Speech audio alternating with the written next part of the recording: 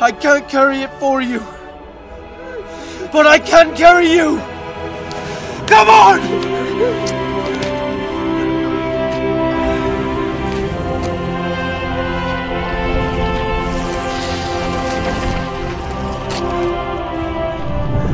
Hey guys, it's Valkrin.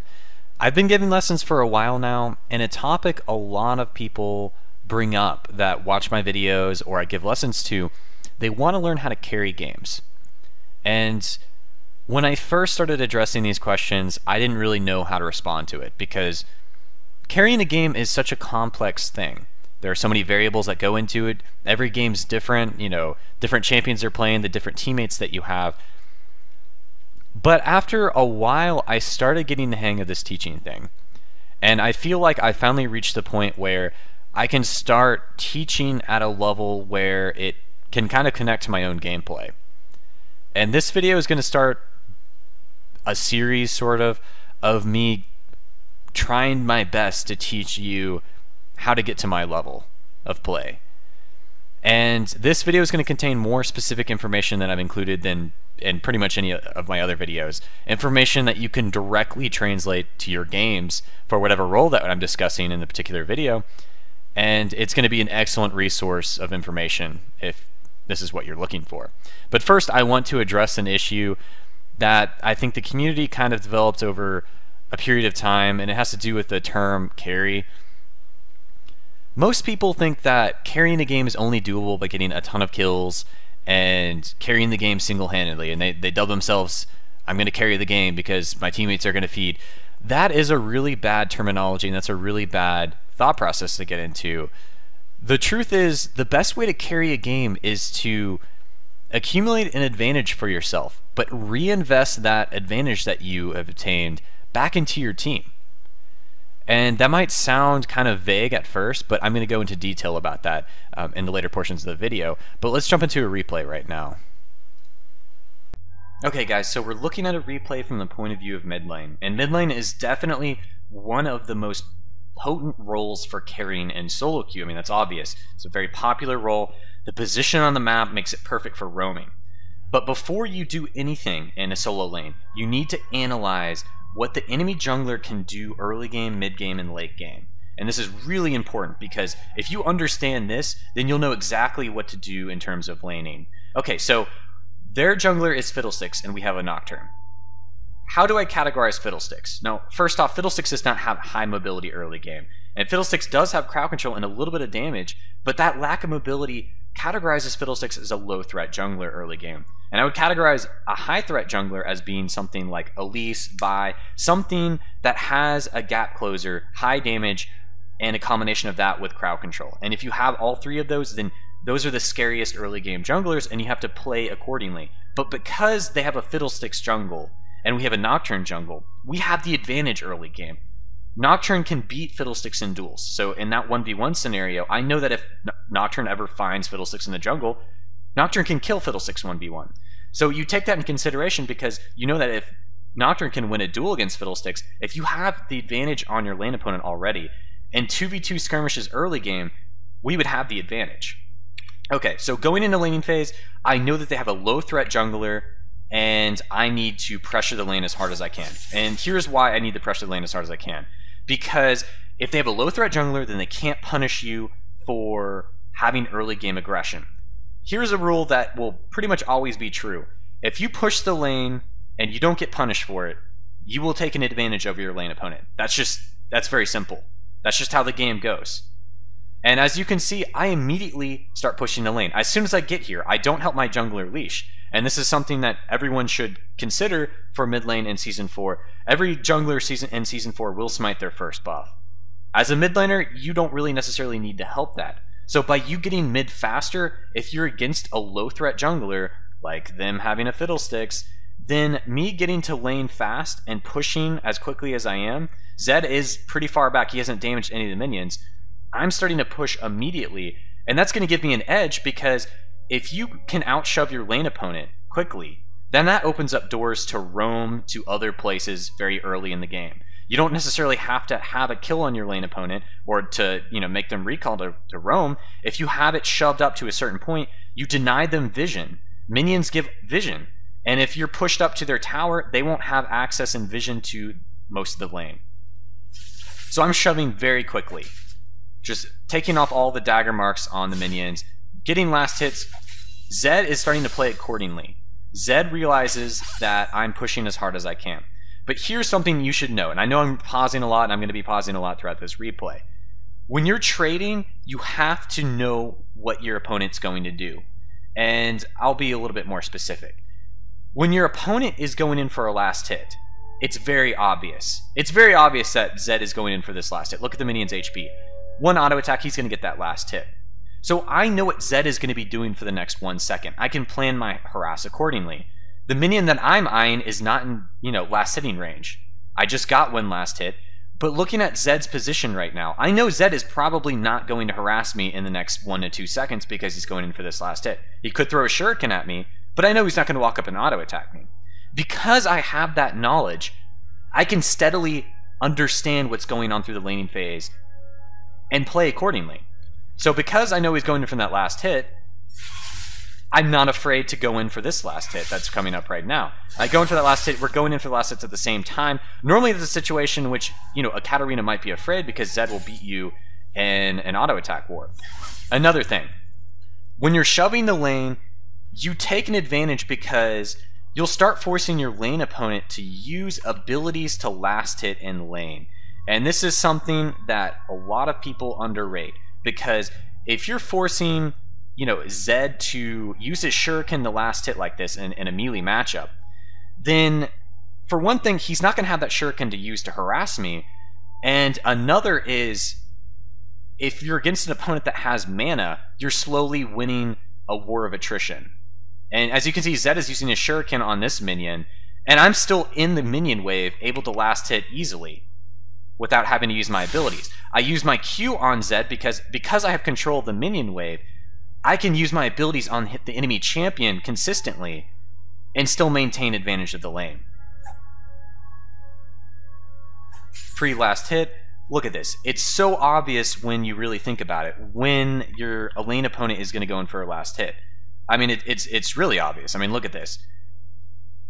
We know what's going to happen. As a spectator, as a laner, you know what's going to happen in the next 1 to 2 seconds. We're going to go in for these last hits. Now, we could plan harass accordingly to try and prevent each other from getting last hits, but this early in the game, you typically won't have that as an option. At level 1, you can't really do trades like that unless it really permits. But you can kind of predict how the lane is going to flow out. And I even missed that last hit. That was kind of bad, but because I'm zoning Zed, I'm using my abilities directly on Zed, easily controlling the lane. Now that I'm level 2, and one thing to note is it takes the entire first minion wave and the next minion in the next wave to hit level 2. So a total of 7 minions. 6 minions from the first wave, and then the 7th minion, 1 from the next wave. And you'll have enough for level 2 in a solo lane. In duo lanes, it's 9 minions. The entire first minion wave, and then all the melee creeps. Very important to know. So right here, I mean, I know I haven't really been commentating exactly what's going on, but what's been going on right now is I'm finishing shoving it out. And when you push it this quickly, the lane is actually going to reset, because by the time the jungler gets here, the lane will just be in the middle of the lane. You have to push it very quickly. But if you dump it on the enemy tower, then the lane will reset by the time the jungler is coming to gank you anyways. But look at this lane position, all right? For 1 second, just look at what can possibly happen. Is it possible that Zed can kill me right now? No. It's impossible for Zed to kill me. And you want to know why? Because I have more minions than him. I have a level advantage on him because I pushed. He's an XP debt because he hasn't collected the XP and gold from all of these minions. So at this point in time, there is absolutely no way this Zed can kill me. I know that for a fact because I have control of the minion wave. He can't come into the minion wave because if he wants to fight me in minions, you win. You should always remember that. If you have a minion advantage and it's a 1v1 scenario, you can almost always win it this early in the game, even regardless of the matchup. Okay, the next most important thing, when you shove it to the enemy tower, when you have all of these minions, a lot of doors do open up. I mean, you can do a lot of different things from this particular situation. But what you can really only focus on doing early in the game is trying to prevent Zed from getting these last hits.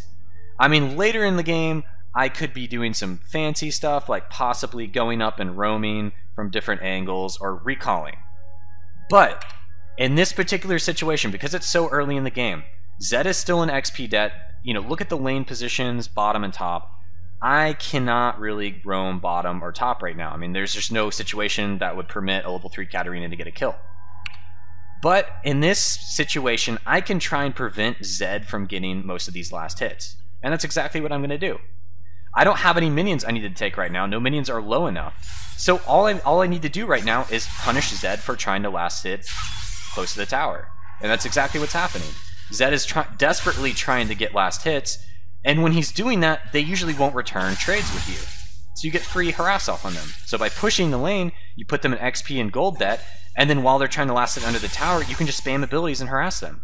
And while all of this is happening, you do need to be aware that you could be jungle ganked. But in this certain situation, because it's a low threat jungler, and I'm a champion with high mobility mid lane, if I get ganked, if I have a firm enough control over my lane, then it won't matter. I can escape without burning summoners. Look at my positioning going into this gank. Okay, Fiddlesticks is coming up. I'm going to pause it right now. This was a good angle for Fiddlesticks to come in from, because let's be honest, when you're blue side as a mid laner, you expect a jungler to come in from this entrance, right? I mean, you expect them to come from red side. If they go from blue to red, you expect them to come in from this side. So by Fiddlesticks coming in from this way, it kind of catches you off guard. But it still doesn't matter. This is a lane that Fiddlesticks should not gank, and I know that. Because what's going to happen, and I'll even slow it down, there is no way they can kill me. I'm full enough HP because I've been harassing and controlling the lane. I'm feared. He throws a Dark Wind. The only damage I take is one tick from the Drain and one Dark Wind proc. That's it. I Shumpo to the back line. They have no way to chase me. They could burn summoners. They could do everything they possibly can do in terms of abilities and summoners early game, and they cannot kill me. And I can just escape without burning summoners. Now, you can't always do this because I'm Katarina and I have Shumpo. I can easily do that. And because now I know where Fiddlesticks is, I see Fiddlesticks mid lane, I'm no longer afraid of his ganks. He's revealed himself. My laners know where Fiddlesticks is. Fiddlesticks is no longer a hidden threat. So by me drawing out their jungler, I now have complete control of the mid lane. Because my other laners know exactly where Fiddlesticks is. They can play more aggressive. And I can play more aggressive because I know what angle I see him escaping from, and I know what angle he ganks from. So I can predict what sides of the jungle he's cleared and whatnot from that. Here's another really important thing. When you're mid lane, when you're top lane, if you're forced to recall early, make sure you recall in a siege minion wave. And the reason being, the siege minion wave is the wave that will, if it's pushed to your tower, siege minions will take the aggro from the turret immediately. You'll lose the least amount of experience and gold if you leave on a siege minion wave, because the siege minion will take a whole lot more punishment from your tower than your other minions will. And Zed stayed even though it was a siege minion wave. If Zed had recalled immediately after Fiddlesticks had come, he probably would have gotten a free recall off and he wouldn't have missed any XP, because it's very difficult to shove against a cannon minion this early. And by the time I get this cannon minion to the tower, he'll probably have already been back before the siege minion even dies, because it takes up so much damage. But because he didn't recall, I know I'm preparing to go all in on this guy. And when you have this big of an HP lead mid lane, you can take a few tower hits just to pepper them down. And that's what's going to happen. I have a level advantage on him right now. He's going to hit level 5 as soon as he clears his minions anyways. But until then, you can make a play happen. The lower level you are, the less HP you have, because you get innate stats from just leveling up and stuff like that. And I'm going to go through that a little bit slower because I actually didn't realize it was coming up so quickly. Okay, so going more into detail about what happened here.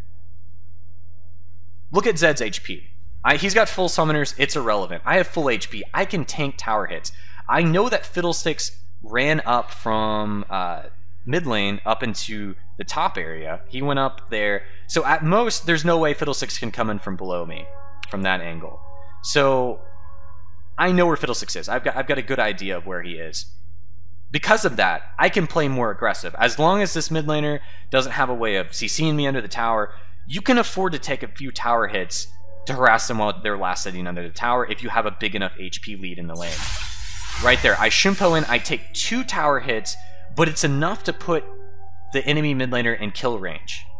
With Ignite plus any of my abilities, I can basically kill him. And this Zed misplays because he thinks I won't go in until I have my Shunpo up. My Shunpo has 7 seconds on it, so he thinks he's got plenty of time before I would go all in. But because I know where the Fiddlesticks was, but because I have him in such a bad position, I can go all in with just burning my Flash. He's just low enough. I burn Q, Flash W, Ignite, easily. I killed him. So step 1, when you're trying to carry a game, establish lane dominance.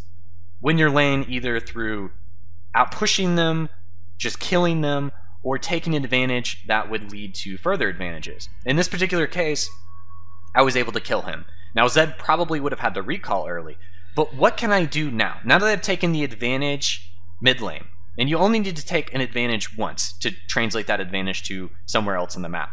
So I have 3 different options from this point on. I can, 1, recall, 2, stay mid and keep pushing, or 3, roam. But in order of importance of what you should do, roaming is paramount to everything you can possibly do mid lane in solo queue. Farming up and getting huge numbers, some games that'll help you win. But in most games, by you roaming, you will get your team fed. And it's as simple as this. After you take an advantage by making the enemy mid laner recall, or you've shoved it to their tower and you've taken away vision from them, you can look to roam. But in this particular case, I know I have enough time and I only need 1 more wave of experience to hit level 6. And as Katarina, my kill pressure will go up through the roof as soon as I hit 6. But while this is all going on, you need to keep awareness of what's going on elsewhere. And you can do this very simply by just looking at your mini-map whenever you can. You can kind of predict how lanes are going just by where they are. And I just hit 6, I'm clearing these last minions. Zed is just now getting back mid lane. But look at the positions top and bottom. Now top lane, full HP, my Wukong is pushed to his tower. Bottom lane, oh boy, look at this. My bottom lane is low, their bottom lane is low. And the lane is positioned so that my bottom lane is about to pin them on their tower. Perfect scenario for a mid laner to go bottom. There's a capable play of being made. Bottom lane, they have no summoners. Typically when they're low like this, it means an all-in happened. No summoners are bottom. This is perfect for you as a mid laner because this is a scenario that makes it absolutely perfect to roam on. Although I don't have any summoners, they're low in HP and under their tower. And a combination like that you cannot pass up as a mid laner. So Zed is still mid. He was an XP debt, so he had to catch up by pushing that. He thought I recalled, but instead I'm in position to roam bottom. And here's something that's very important. Note the route I took to bottom lane. It was very possible that this could be warded. This entire area, this is prime warding zone for bottom lane. But because it's so early into the game, look at Blitz's items. He hasn't recalled yet. At most, they just have used maybe a trinket ward in this area or not, but that's irrelevant. What I'm trying to get across is whenever you're making a roaming play happen, you have to act as though it is warded. If you suspect that it's warded, they're backing off or something like that, don't follow through with the play. Because if they know it's going to happen, unless it's an absolute advantage like this, like even if they had known I was coming, there's nothing they could do to stop this play from happening. And they put a trinket ward over, and I immediately go in. This is a situation in which if they hadn't put a trinket ward here, I probably would have waited a second or two for my bottom lane to get in position for this dive. But because they immediately saw me on this trinket ward, I had to go immediately. Because they had vision of this entire area, and you know, the play was made. If I didn't go in immediately, they would just run. So I had to go in. I'm getting my advantage translated to the bottom lane. This is so important. Because if I didn't make this play happen, my bottom lane possibly could not have dove that safely. And they might have tried it. You never know. And this game could have, you know, been much more lopsided based on the fact that, you know, kill trades are never good. If you're just trading kills 1 for 1, then you're just kind of trading gold back and forth, and games will last longer like that. So I'm recalling at 6 minutes, and I have a ton of gold. And I know I said that, you know, to carry, you have to translate your advantage to your teammates. I just did that, even though I got the kills. Even though I'm 3-0 right now. Being 3-0 from just killing my lane opponent mid, that's pretty good. You know, I could probably translate that advantage to a lot of other advantages. But by me getting those 3 kills and giving those 2 assists to bottom lane and taking advantage of the fact that bottom lane had made a prior play, burning the enemy summoners, that was probably the best play I could have made at that point in time. There's nothing better than what I just did in this particular scenario. You double kill their bottom lane, even though I got the kills on a carry, that's no big deal. I kill them, my bottom lane gets a free recall, they get assist gold, we take advantage of the bottom lane. And it's just as simple as that. Okay, some other things I need to go over before I end the video. Mid lane, map awareness is king. I mean, knowing that Blitzcrank and Lucian were that low, that came about because of my map awareness. And here's some good exercises that you can use every game to develop good map awareness. Every single time you get a last hit mid lane and nothing important's happening in terms of you immediately harassing or trying to mitigate harass, look at your minimap. Get into a habit of doing that. Every single time you kill a minion, glance at your minimap. It doesn't have to be, you know, a long, you know, stare at your minimap. Just glance at it. And it will tell you volumes. Just the positions of the lanes, where your jungler is. You can possibly see where their jungler is, but that is key. If you have good map awareness, then you can make plays like this, because that's basically all it is. You take one small advantage in your lane, you know what's going on in other lanes because of your map awareness, and if you see an opportunity, you go and do it. And that's so much better than just staying mid all game and just getting huge CS numbers, because you're translating that advantage to your teammates. You're getting them fed very quickly. Even if they're not getting kills, them getting assist is very important. Okay guys, so this concludes this portion of the video. Thanks for watching. Don't forget to subscribe to my YouTube channel, because if you like my content, that's going to be really important for you to keep up with my future projects and stuff like that. Follow me on Twitter and Facebook to keep up to date with my future projects at Valkrin and Facebook/Valkrin. And lastly, if you learned something today and you want to learn a whole lot more, follow my stream, twitch.tv/Valkrin. My streams are designed to be as informative as possible. Thanks for watching and have a good day.